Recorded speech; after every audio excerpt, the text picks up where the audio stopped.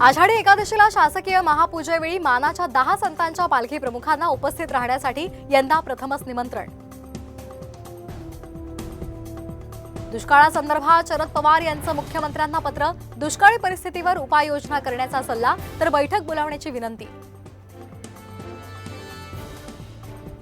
एखाद्या पराभवानं खचणारी शिवसेना नाही, राणेंना 3दा धूळ चारलीये, चौथ्यांदाही धूळ चारू।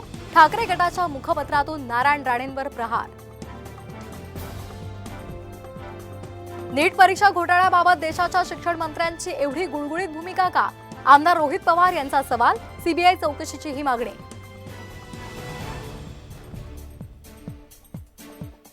नाशिकमध्ये 2027 मध्ये सिंहस्थ कुंभमेळा होणार, जिल्हाधिकारी आणि पोलीस अधीक्षकांची त्र्यंबकेश्वर मंदिरामध्ये पाहणी।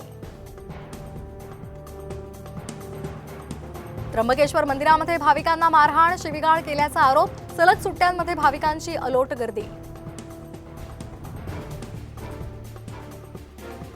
पालघरच्या बोईसर तारापूर एमआयडीसी मध्ये कारखान्यात स्फोट, स्फोटानंतर कारखान्याला आग।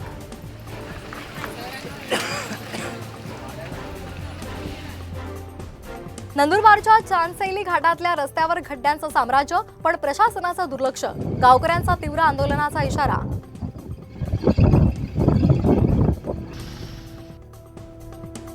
शिर्डीमध्ये स्थानिक गुन्हे शाखेच्या पथकाची कारवाई, एकाला अटक, तसंच 1,24,000 रुपयांच्या किमतीचा प्रतिबंधित गुटखा जप्त।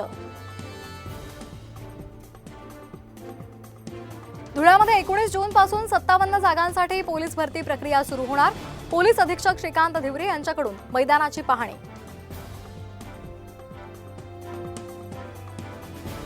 नागपूर हिट अँड रन प्रकरणातील आरोपीला अटक, तर आरोपी मद्यधुंद असल्याची पोलिसांना शंका, 4 आरोपींचा शोध सुरू। पुण्यात आता बार आणि पबमध्ये द्यावा लागणार वयाचा पुरावा, पोर्श अपघात प्रकरणानंतर बार चालकांची खबरदारी। शिवरायांची वाघनखं इंग्लंडहून भारतामध्ये येणार, जुलै महिन्यामध्ये वाघनखं दाखल होणार, साताऱ्याच्या संग्रहालयात तयारी पूर्ण। आज ईद उल अजहा, देशभरातील मुस्लिम बांधवांमध्ये ईदचा उत्साह।